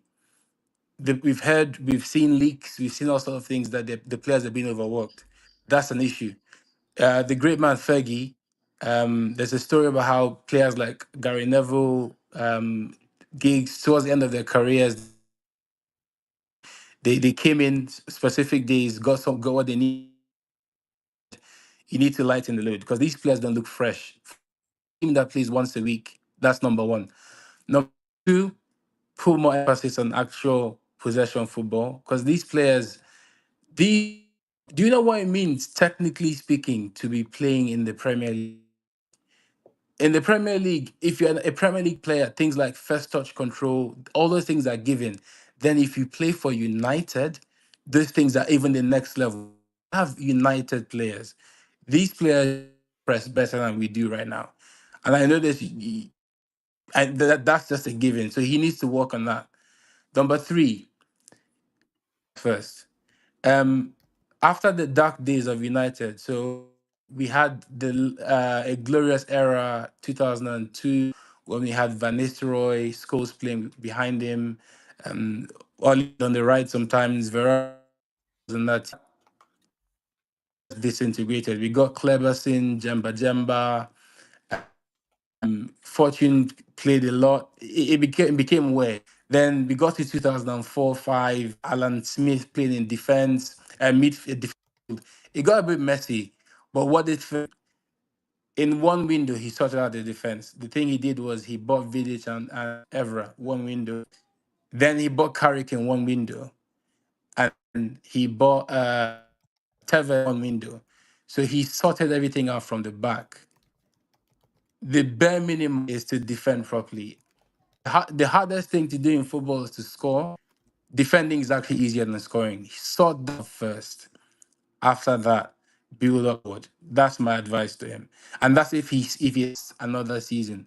Because there's no point going to get a nice flashy striker and the bones of the house, the foundation is just bad. Because we will keep on conceding more than we score. So he needs to fix the back player wise first, then they have to follow as well. Big up yourself, Bond. Big up, big up, big up, big up. Big up. Yeah. That was good though. Honestly, Interesting. I tell you, no, like Yeah, very interesting. as we know, currently it looks like the reports are that he's probably going to finish out his contract, and if the assessment is poor, will be moved on at that point. So we could probably say that, for now we'll be bolstering the squad with players that will fit the system. I believe if we get an actual left winger who is going to actually provide more assist wise, not as a goal threat, I think the team will score more goals. That's just my honest opinion. I think, yeah, I agree with you. Somebody said it's usually set up, but like I will keep saying, I feel like if we had players that actually were doing their job and executing it at the highest level, then it would minimize the attacks that we facing, because I feel like if we are successful in attacks, we would also demoralize the team, or bat their confidence down. You know what I mean? So yeah, it's one of those things for me. Jarvis, what are you saying? Yeah, you have a lot of interesting points, and I think you have so many good points, but you talk about the structure is not right. How do you actually see that it's not that it's the structure that's wrong, rather than the players who's not executing it right? Me or Bond? Oh, you asked him a question. Oh, Yeah, I yeah. think the answer is clear. if it was a player issue, Mm-hmm. then you see things like the players are in the right position, but yeah, that striker is just not good. He just can't put the ball in the net, and that's why I thought end of last season, I thought, oh yeah, right now we're just one Veghorst. Oh, I think isn't he'll be back. Hold on. I think Yo. he's on the phone, so he's doing on the phone. So I think he's having a little bit Oh, of, yeah. He's. Let me just see if I can take him off scene and bring him back on. you Bond, good, are you bro? here? Hello. Yeah, Yo. yeah, we Yeah, can yeah, hear yeah, you. You're back. yeah. Can you hear me? Yeah, Yeah. yeah. Mm-hmm. Yeah, yeah, yeah. So what I'm saying is, like, if the problem is the system, is players, then you see the team like, okay, with Pep, it was, yeah, everything looks good, but this Joe Hart guy cannot distribute from the back. Oh yeah, everything looks good, but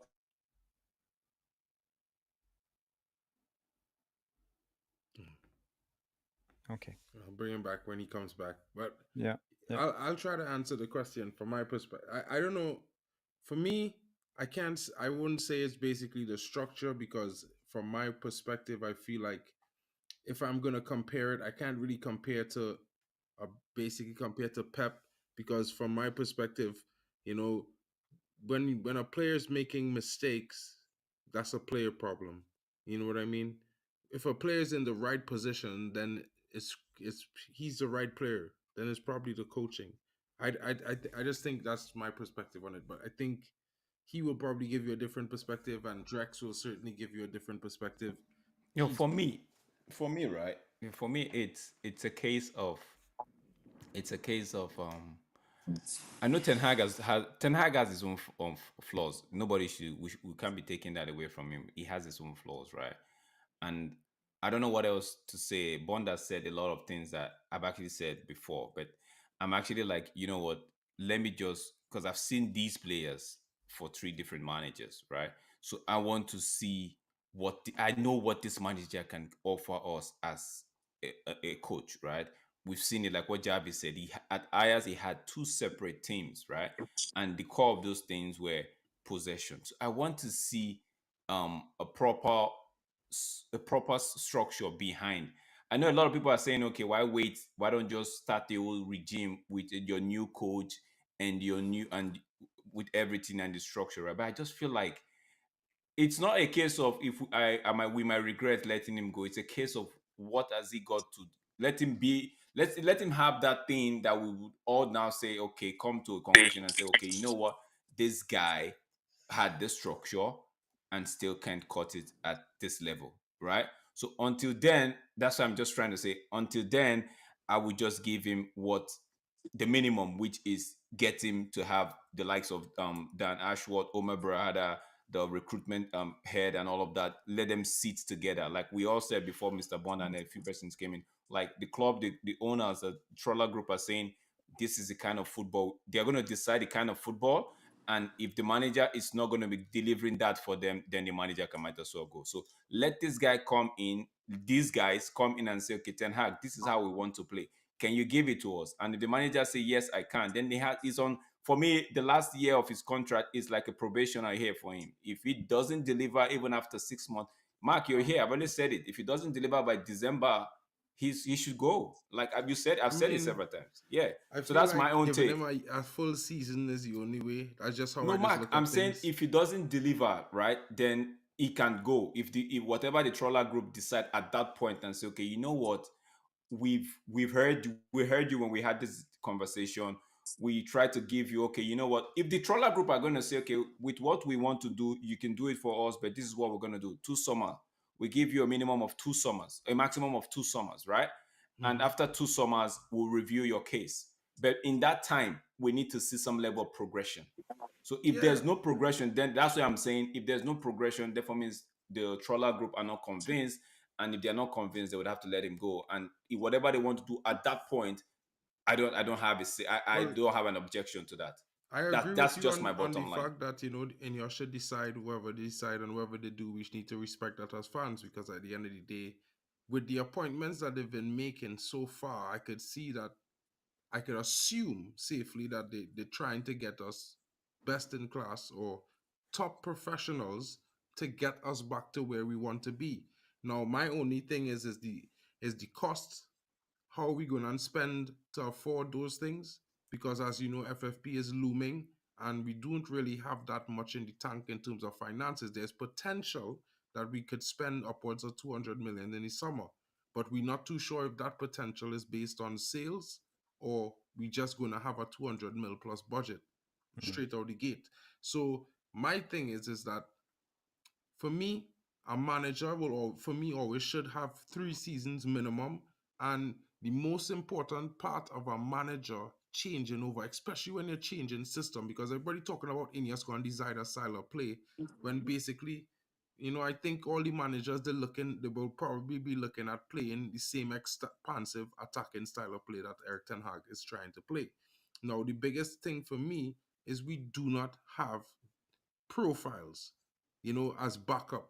We have some young talent in the academy, and yes, they might not have the head start that the Liverpool academy players have who playing in the same system of club for the last 5 seasons. But they have talent, they have the energy, and they have drive because they want to succeed and they're young. They want to make a name for themselves. So maybe we might see more of them next season. But we definitely need to get, some players between the ages of maybe 23 to 26, somewhere thereabouts who could fit Ten Hag system, coming in midfield, coming in as centre back, maybe one centre back, a left back, maybe two midfielders and a striker. I think we have more than enough wingers that if we was to sell one, we could just bring one back from loan or two of them back from loan and slot them right in, and it should work out just as fine. I feel like, we have a lot of potential going forward with Hoyland up front, so maybe getting back up for him would be the only thing we need to do now.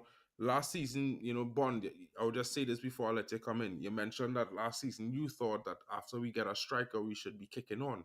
I never had that impression. I thought we were overachieving last season because I'll be honest, I wanted Rashford sold in 2022. I didn't even want to see him last season.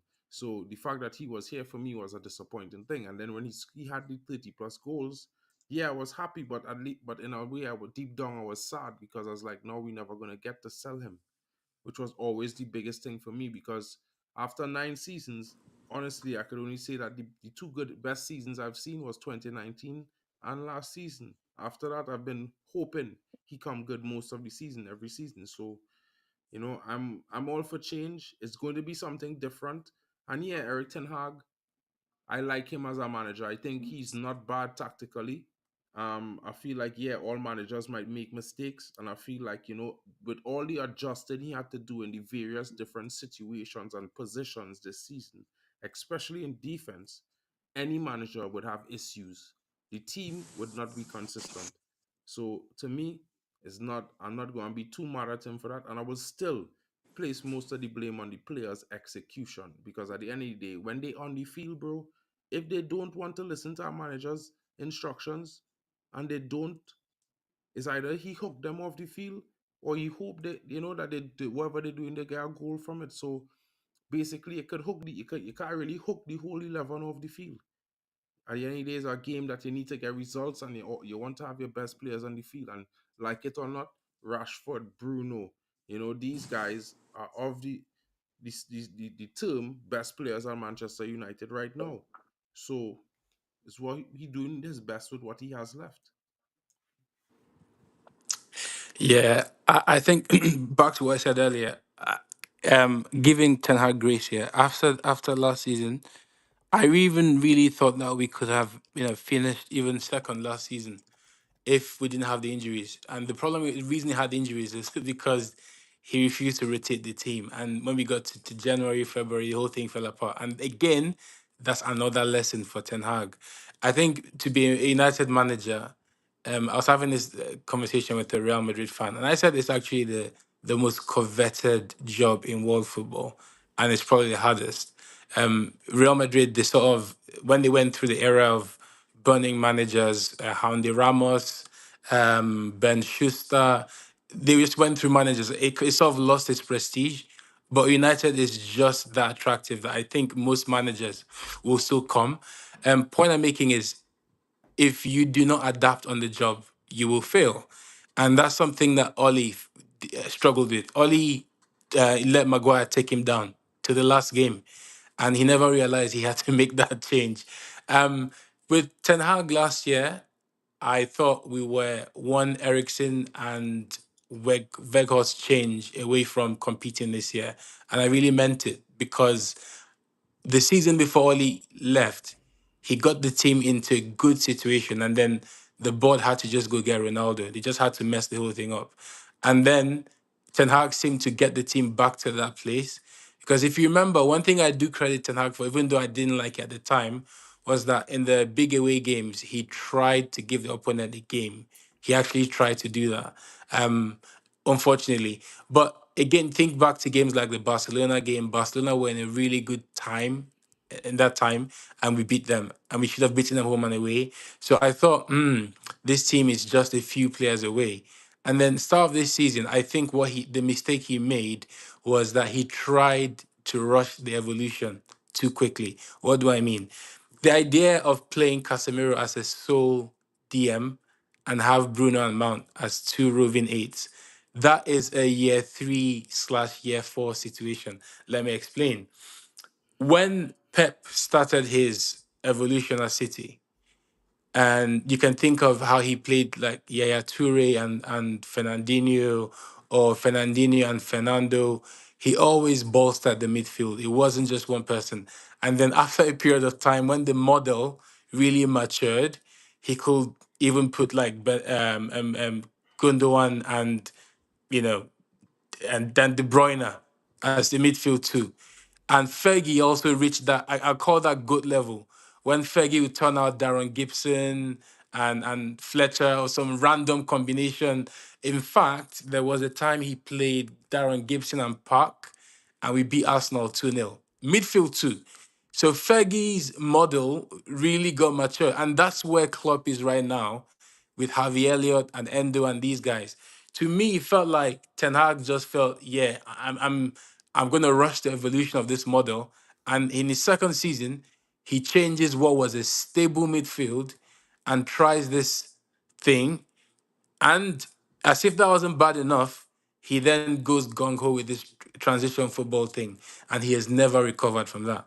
So I think what he really needs to do is go back to the drawing board, bring out what you did last season that worked. La- How could he bring out what he what had he last really needed season to though? do, what he needed to do this summer, the right midfield acquisition was actually Gravenberg. It was Gravenberg playing alongside Casemiro. That was it. Because that's someone who can go both ways, defensively and offensively. He could not Instead, he goes afford for it, Mason bro. Mount. That's not his fault. He Instead, he didn't goes for get them, Mason bro. Mount. Yeah, the point is he goes for Mason Mount. He goes for the wrong player. He didn't go for And anyone. He is not the man recruiting players. He might suggest certain players, but at the end of the day, the club recruits certain players. mate, Like the shocker reason. here, shocker here. Hmm, In Before we even signed Ten Hag, in the April of the year he signed, he came in June. hmm. There were already rumors we're getting Mason Mount. Mason Mount is a long-term project. Like No, that's a he for him. That for was him, his bro. will. Let me tell you something. Mason Mount, he wanted him 4 years ago at Vitesse. That Yeah. was dead and buried, bro. He no No, it manager I know wasn't. want a player for 5 years. Let me tell you something, bro. That is Mate, ridiculous. That is rumor. Manchester mate, United bought Mason Mount to sell shirts. I can tell you for free, bro. Right mate, now, mate. Mason Mount hopefully isn't Mason selling Mount is nobody's shirt, mate. successful as a player. I'm being real honest with you. Hopefully he's successful as a player, bro. I wish that on him because you know what? He's wearing the number 7, bro. As much as that hurts my heart every single time I see him done it, right? But I'm gonna be real with you, bro. Mason Mount is the one that came in to sell shirts. That's a Man United signing. Because Mate, everyone knows that Ten Hag wanted Xavi Simons this summer and Gravenberch, bro. And he didn't get them. And they was I gonna don't know bust about that, loose. man. I Mm. don't know about Um, that. And guys, Okay. reason, guys, we got We less got than short five on minutes to time, go, right? so So let me just I'm let gonna, Jarvis go, bro, yeah. and have his say because I know he would want to be going soon and get to bed. Big up to Jarvis. Yeah. No, I don't know what to add to this. I agree with what you're saying. I think it was rushing it, and that's an error from Ten Hag. But if you want to give him the benefit of the doubt, I think with the injury-free squad and with a decent preseason signing coming in a little bit earlier. We had the Højlund coming in at the last end of the window injured. Same with Amrabat, and we had a lot of injuries going into the season. I think he should have approached it differently at the moment. Uh, and we know after the preseason flying circus all around US and the world and playing the insane amount of games, Yeah, yeah. they came in knackered, and we had the burnout from the season before. A lot of players played almost 60 games, Yeah. including the World Cup.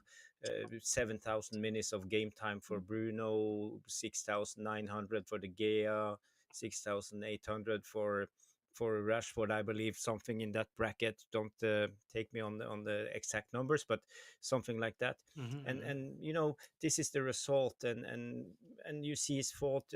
He's been playing a lot of players, and he hasn't rotated the squad enough, and he rushed the style. That's basically two big errors from Ten Hag. But I still believe in his abilities as a coach. If he gets the sack this after this season, he will probably go to Bayern Munich and win a lot of stuff with that team. So letting him go now based on he doesn't have a tactic or stuff like that, I think I would like to see him work under a proper structure, and I believe still he's a good manager and he can do stuff. He's proven that with Ajax, and we saw bits and pieces of it last season, as you mentioned. We against Barcelona, and we had a great game against Spurs at home, for example, that was fantastic. So I think he still can do it, but the rest of the season now, if we get players back from injury, maybe we will see a little bit more of this transition type of style football, and maybe we will be able to have a resilient setup in chaos in a way. Yeah. Drex, what about you, bro? Yeah, I'm just trying to be honest, just trying to manage everything. Yeah, you've heard me already. I'm saying for me, like I echo what Jarvis is saying. I know the manager is good, right? I know we've always said some of these players need going out, right? And I know for sure that he would want the players like Bond mentioned, Gravenberg and all of that, right? He wanted, if you notice, before Amrabat deal was actually finally approved, we still went into the market to see if we could go for the likes of Gravenberg, right? But the board came and said there was no money. Then we ended up doing the Amrabat loan. For me, just give this guy his time. Let him at least go through the last season or last year of his contract with the board and the structure in place. And I believe he would come out at the end of the other side strong and better than what we're seeing at the moment. Yeah, I agree with what Bond actually said when he said he rushed the evolution. I agree with that 100%, right?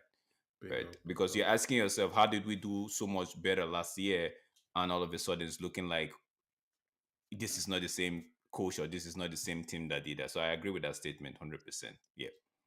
Mr. Bond, welcome to the channel. I hope to see more of you if you have the time, my bro. I'm gonna be doing a match review tomorrow night. I will send the information to you, and if you're available, bro, come in, have your say. You know, Yeah, I'm sorry to cut you, bro, definitely. but we've been rambling on Thank you all for having night. me on. No, but definitely tomorrow. I mean, I do some streams in the morning, but I don't know if you might be busy and may not have the time. But if you're around, I'm probably gonna do a stream around 11 a.m. in the morning. If you want, you could come in and have your say.